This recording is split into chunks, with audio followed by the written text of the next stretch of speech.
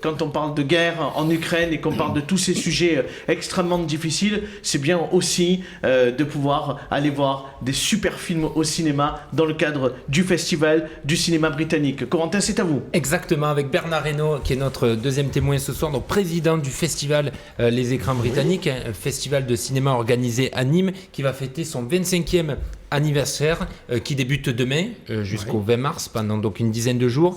Alors pour cette édition 2022, deux réalisateurs mythiques, alors il y en a d'autres, mais vraiment deux qui sont à l'affiche seront présents, Terry Gilliam et Stephen Frears qui seront là. La mission de cet événement, pour rappeler quand même les Écrans Britanniques. Merci de le dire. C'est pas rien. Bernard va en faire la promotion évidemment, mais pour rappeler déjà les Écrans Britanniques, le but évidemment c'est de faire connaître le cinéma britannique au public du sud de la France. Donc des projections vont avoir lieu, notamment au cinéma Le Sémaphore. Vous allez en reparler dans quelques instants, il y aura pas mal d'animations, d'événements aussi au Carré d'Art.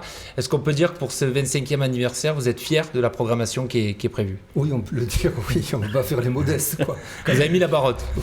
Elle était haute déjà là-bas, parce que figurez-vous, déjà, tenir 25 ans quand on est une organisation de bénévoles et qu'il y a une quinzaine de personnes pour faire tourner la boutique, ok, et avec, en dépit de l'aide fort appréciée de la mairie, du département, de la région, et du soutien de nos adhérents aussi, parce que finalement c'est eux qui sont les plus fidèles et les moins soumis à des aléas qu'on ne peut pas contrôler, eh bien c'est quand même pas évident d'arriver à tenir aussi longtemps que ça. Comment vous l'expliquez justement, cette longévité? Parce que c'est vrai qu'au départ, se dire tiens, on va faire un festival de films britanniques à Nîmes, bon, ça peut paraître paradoxal. Ça c'est l'idée.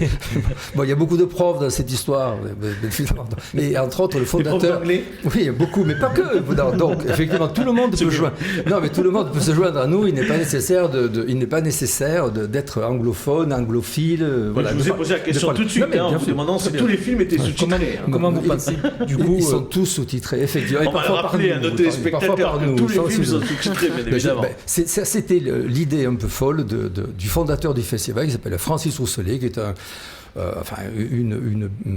une sommité en matière de connaissance du cinéma britannique, qui a d'ailleurs écrit plusieurs livres sur le cinéma britannique, qui a écrit le seul livre en français sur Ken Loach.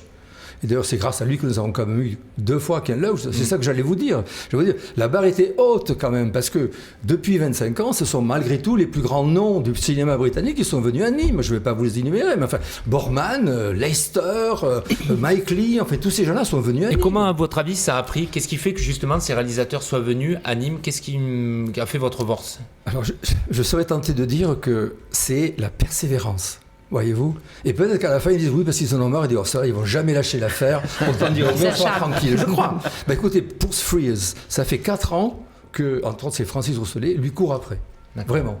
Et Frears, c'est un bonhomme qui est hyper actif. Soit il est en tournage, soit il prépare un film, soit il est en post-production. Et chaque fois, il nous disait j'aimerais bien venir, mais non. Alors, il se fout de nous. Non, il ne s'est pas foutu de nous parce que c'est lui-même qui nous a relancés. Donc, cette fois-ci, au bout de 4 ans, il va venir, il va être là quelques jours. Voilà. Et quant à Terry Gilliam, ça fait quand même 3 ans que moi je lui cours après.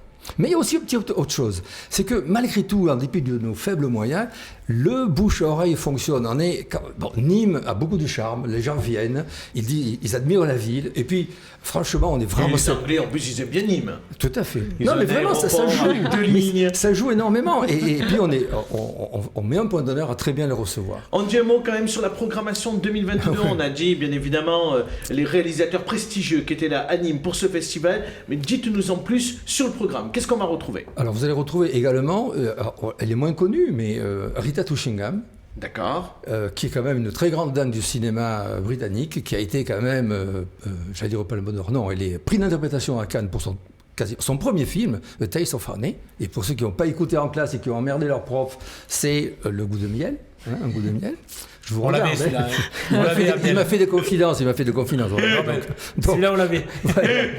Et donc, elle a une très longue carrière. Étonnée. Et par exemple, c'est Richard Lester, avec qui elle a tourné au moins 2 films, Le Knack et ensuite Taste of Honey, et également un autre film qui est au programme, qui est absolument fou, et qui est peut-être prémonitoire, et qui s'appelle The Bad Sitting Room, en français l'ultime garçonnière, et ce film, eh bien c'est un film post-apocalyptique dans une Angleterre qui a été ravagée par la bombe, figurez-vous. Vous voyez ? Alors c'est un film complètement déjanté, que je vous recommande, il est drôle, il est... Bon, voilà. Donc, et à Rita Tushingham, il y a également 3 autres. Alors, Rita Tushingham, elle ne sera qu'en visio, parce que, 80 ans, elle a eu peur un petit peu de la situation. Voilà.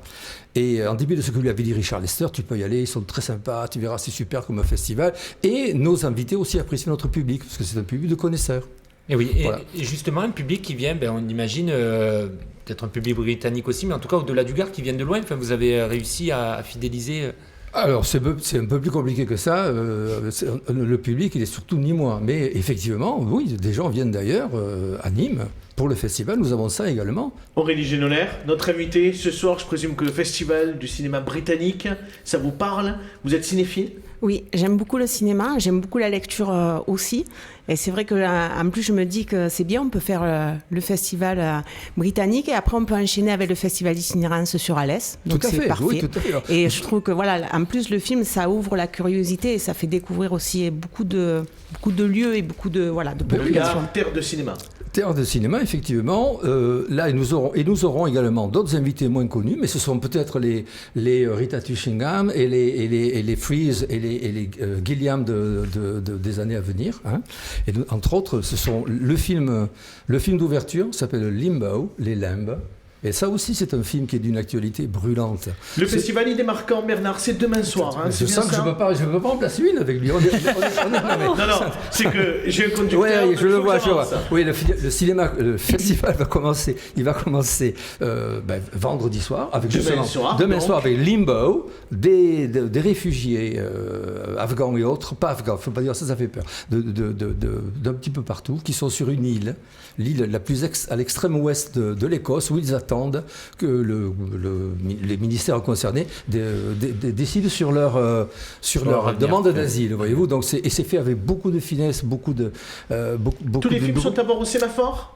Non, nous avons 2 autres partenaires très importants. Nous avons le Carré d'Art, où depuis des années nous collaborons avec eux et où les séances sont absolument gratuites. Et nous avons également une collaboration que nous renforçons avec le lycée d'Audet, qui nous ouvre sa magnifique salle Meurice, ce qui nous permet... Meurice, j'ai dit. Terris. Je suis un admirateur de Meurice. Terris, qui nous permet également, ce qui nous permet d'être au plus près des élèves, parce que nous avons aussi un gros travail en direction de l'éducation et des scolaires. Et il y a un ciné-concert que je vous recommande. C'est un film muet. En couleur, figurez-vous, colorisé. Donc, c'est très nostalgique. Si vous voulez savoir à quoi pourrait ressembler la Grande-Bretagne, Londres en particulier, mais pas uniquement, c'est un voyage tout autour de la Grande-Bretagne en couleur. Et il sera mis en musique par un musicien que connaissent bien les habitués du festival, Virgile Goller. C'est un très beau film. Mais il y a plein de beaux films. Mais si je peux encore dire un mot avant de vous bousiller, vous l'avez bien avant de bousiller votre prompteur. Non, mais je vous en prie, allez-y. Il y a 2 documentaires très intéressants. Il y en a un remarquable qui s'appelle « Sais-tu pourquoi je saute ?»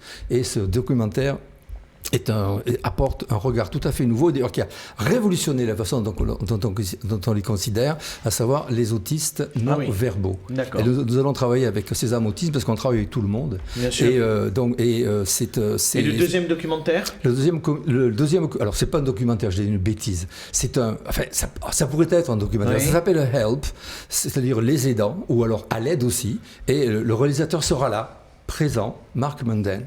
Il a réalisé un film absolument remarquable sur un sujet très dur et qui est ce qui s'est passé dans les EHPAD en Grande-Bretagne. Ah oui. Et ils ont pris un sujet malheureusement ô combien d'actualité. Absolument. Merci, mais avec cette flamme d'humanité que tout le monde essaie d'éteindre, elle est là dans ce film et c'est ça qui donne encore espoir. On est très heureux, Bernard, que vous étiez avec nous ce soir. Je suis pas sûr que ce soit vrai parce que je vous ai bousillé votre prompteur.